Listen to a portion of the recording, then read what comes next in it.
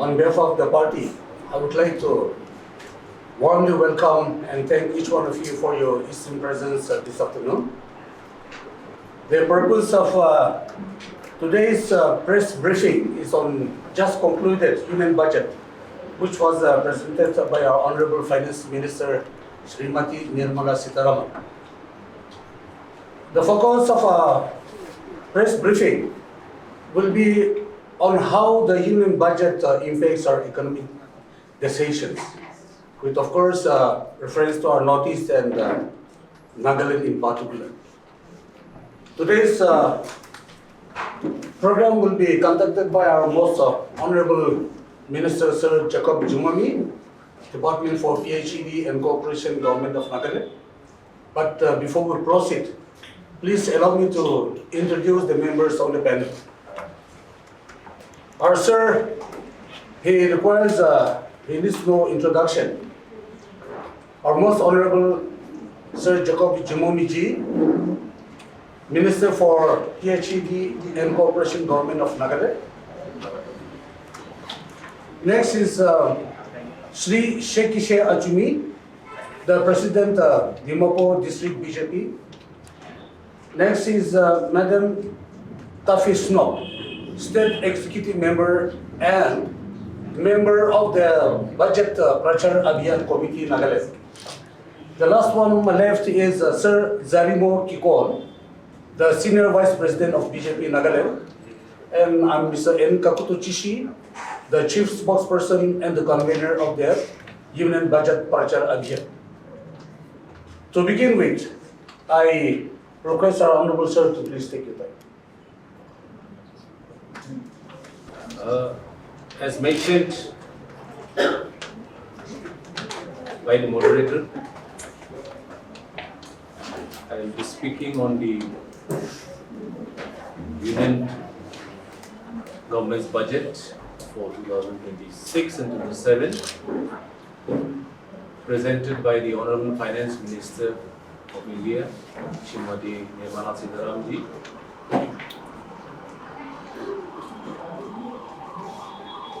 This budget for the fiscal year 2026-27 is the vision of the Modi government. It's an accumulation of the manifesto of the Bharatiya Janata Party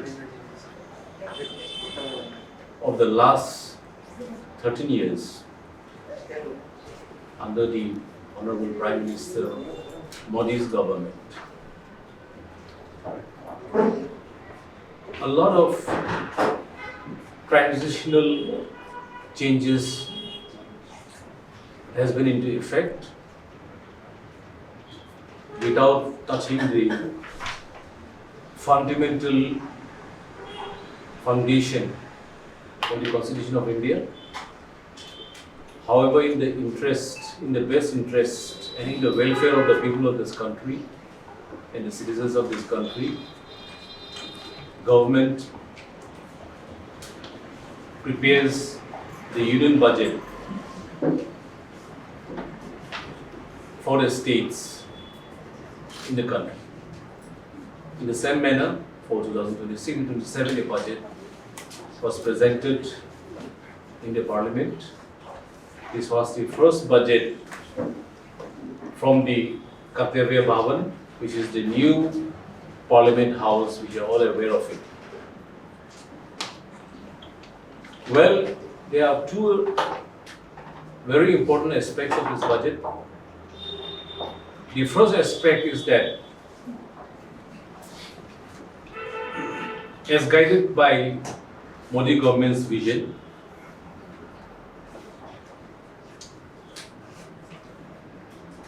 the first and foremost vision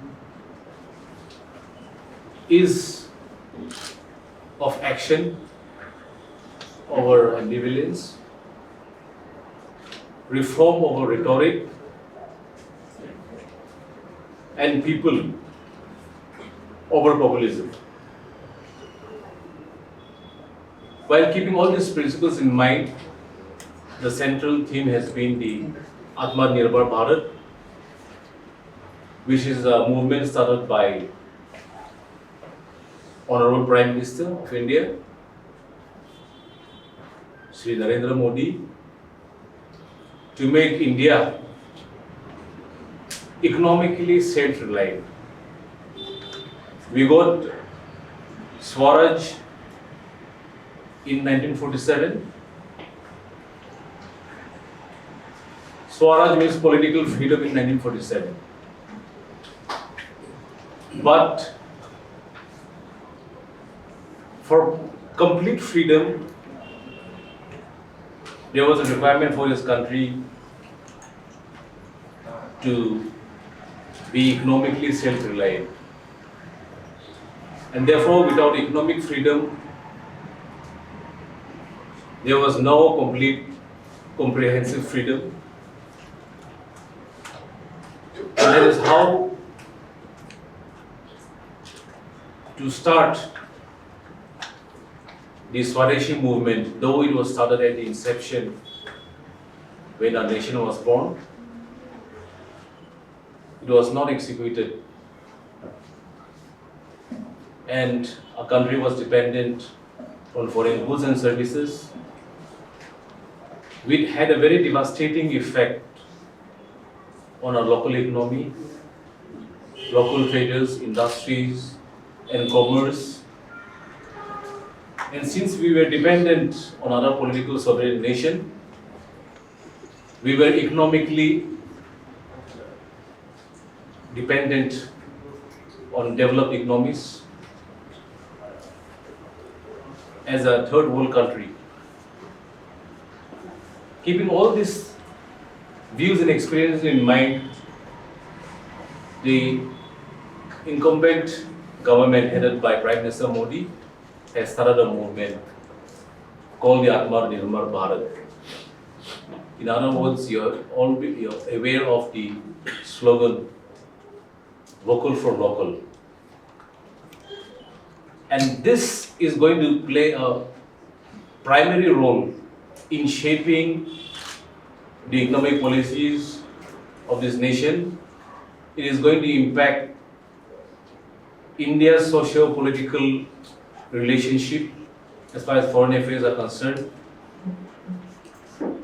And it was imperative for this government, under the leadership of Prime Minister Modi, from 2014 till today, that unless India becomes economically self-dependent and self-reliant, we will not be able to prove to the world that India is a developing nation having ambitions and keeping 2047 journey to make India a fully developed nation. You have heard about the Viksit Bharat 2047 ambition of the government of India, where all states in the country are going to play a very important role, an integral role in contributing to the Viksit journey, the ambitions of the central government. It has been in motion since the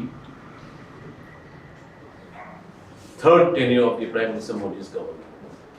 So this budget is basically revolving around the self-reliant India.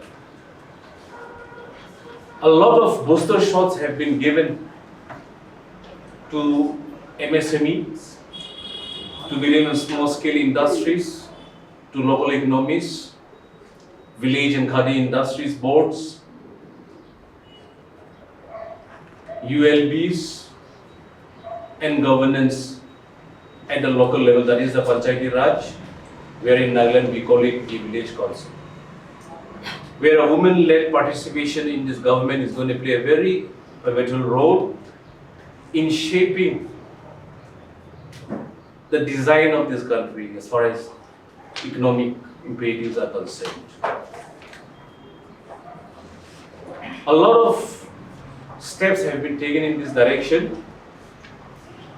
There's going to be a lot of focus on the structural reforms of this country. When I talk about the structural reforms of this country, we are talking about the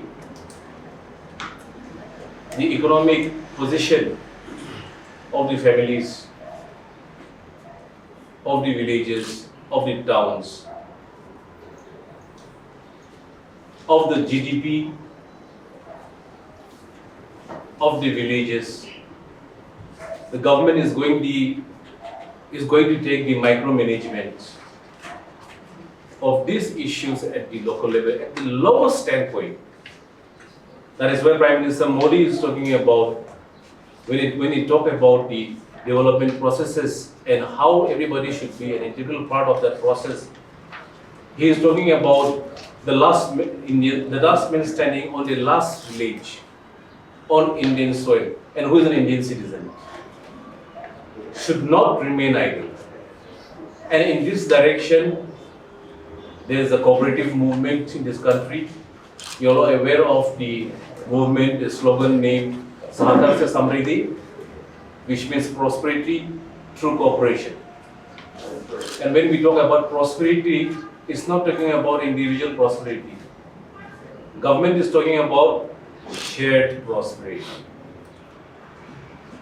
Everybody has to move in tandem towards the development goal and objectives framed by the government at all levels. And that is why in the budget, very clearly, government has announced that cooperative societies in the country, in all the states, they will be recognized and they can be taken as startups. You are all aware of the startups started by the Modi government. In the context of Nagaland, we have land. Land is going to be our biggest asset, and land is going to be our capital. We all have land, we all have villages, we have access to our fields, and that is going to be a startup for states like Nagaland. And that is how I am talking about the structural reforms of the government's budget, fiscal prudence, and sustained public investment while ensuring citizens benefit from every decision and action of the government. So when I talk about the action, we're talking about the central government's decision and policy making. But it percolates down to the state government. The programs and policies framed by the central government is for the states to follow. And the states and the state will have the privilege to always recommend to the Finance Commission. We have the Niti Aayog, which is a team members comprising of governing council, headed by the senior union ministers. So when we are talking about state-specific needs, if there is a requirement for amendment of the policies of the government which is to be implemented in the states, and if we feel that there is a requirement for amendment based on state-specific needs, there is a window, there is a recommendatory period which can be recommended to the Niti Aayog, which is the satellite for the states in the country, to have state-specific requirement addressed in the governing council meetings which we have very often. So when we're talking about financial prudence, it's talking about the budget of the family in one stage scenario have to assess the GDP per capita income of the family. I'm isolating it down and breaking it down in the context of Nagaland. In a very micro way. A person has to live as per the budget income.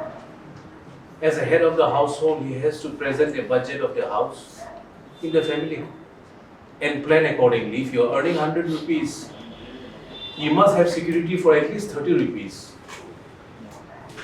You have to see your per capita income while making decisions of how to spend the income that you earn for your family, for the welfare of your family. You cannot go overboard.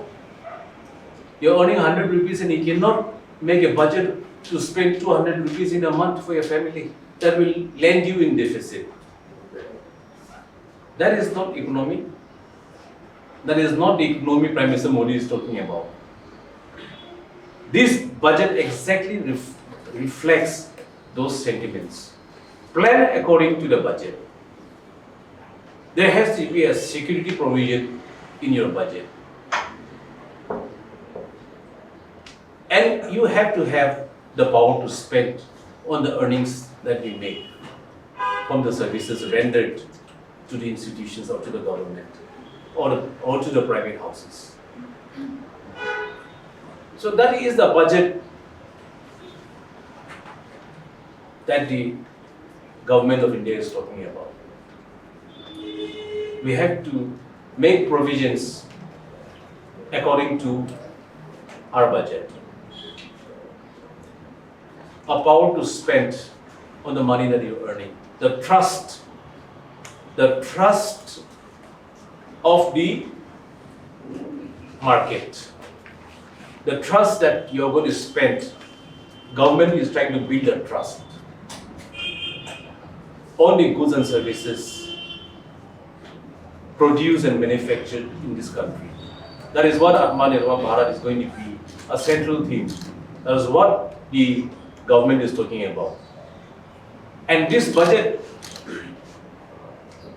presented by the Honorable Union Minister is, if you see, it's a youth-driven budget. Fortunately, our country is blessed with a large human resource. It's one of the largest populated country in the world. Of about 147 crore people, 1.47 billion people. We have the resources. And Prime Minister Modi is talking about how to develop this resources that we have. That is going to be the huge capital for our country. How to develop the human resource that we have. And fortunately, a very considerable, a substantial percentage is the youth force in this country. How to give gainful employment. When we talk about employment, it's not talking about to keep somebody busy. No. There's going to be an entire different vision, a very strategic placement, productivity-oriented programs. Expectation is going to be very high. There is going to be a lot of skilling and upskilling so that youth is prepared for themselves, for any eventualities in the course of the processes while contributing to the nation building in the near future. So the budget, if you see, it's a Yuva Shakti driven budget. A lot of resources, a lot of booster shots is being given to human resources development, to a lot of sectors. A lot of boost is being given to the agricultural sectors, employment generation sector, and all allied activities that could possibly be a source of income. This is what the Prime Minister Modi government is talking about, that every citizen of this country must have access to resources, must have access to opportunities and facilities. And this is how the government of India is progressing ahead. Nobody is going to be left behind. No state will go unnoticed. There is going to be a progress report of all the states in this country. All sustainable development goals, adhering to the environment and climate norms framed by the world body, where India is a part and parcel of it. All carbon credits, so that a country, a nation develops keeping in mind the sensitivity of our environment. And this is how the budget is going to take the country forward in the next fiscal year. A lot of impetus is given to the banking sectors, whether it is private or government, with open arms and legs. A lot of platform is going to be created. Semiconductors is going to be upgraded. Our country lost to other democratic countries who were advanced at that time. They had captured the economies. This time the Union budget is talking about total comprehensive revival of every possible activity in this country. India is blessed with rich biodiversity, and when I talk in this direction, we are talking about the concerns of the Prime Minister Modi's government, where Prime Minister Modi is very vocal about it, linked to the rich flora and fauna of this country, especially the northeastern states. Prime Minister Modi is also talking about making the northeastern states as the organic capital or organic bloc of this nation, talking about a big boost in the tourism sector, where a lot of priority is being given to all the tourist facilities or various societal practices that have been there perhaps 1,000 years ago is going to be revived. All regions, all blocks will benefit from the activities of the government while trying to regain and revive the social practices of this nation to make India a truly vibrant nation and to be present to the world, so that India becomes the chosen destiny. When I talk about destiny, I'm not talking about their fate, but I'm talking about the destination, the tourist destination. This is what government is going to give a big booster shot in this segment. A lot of other activities in terms of road infrastructure, in terms of medical facilities. You are all aware of the fact that the Viksit Bharat of the government of India, which was a pet program of Prime Minister Modi, is being given a big boost, a booster shot. A lot of medicines, which is life-threatening and is very expensive for a common man to procure, has been exempted. Life-saving drugs, which has been imported by pharmaceutical companies, whether it's foreign or national, has been exempted, so that our patients, our common man, who needs the utmost attention and care of the government, gets benefit from this kind of privileges and therefore medicines used for treatment of cancer and other several life-saving drugs has been exempted, at least 8 medicines. Now this is just the beginning of the government trying to bring everybody on board by being transparent, accountable to the people of this country as emphasized in the Constitution and as truly taken out under the Constitution of India. This is how the government of India is going to proceed ahead. A lot of research and programs are in the processes. We have the budget has also mentioned about the innovations and also the technological advancement of how we are sending our spacecrafts and preparing ourselves to see that India becomes self-reliant in terms of national security. A lot of interventions through technology has been an integral part of our security. A lot of experiments have given desired results, whether in the laboratory or on the fields. Keeping all these issues in mind, Government of India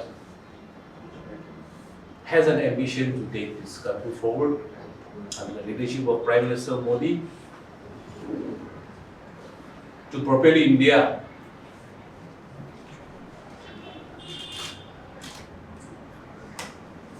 now. India is the 5th economy, but now with the programs of the government, India has an ambition to come to the 2nd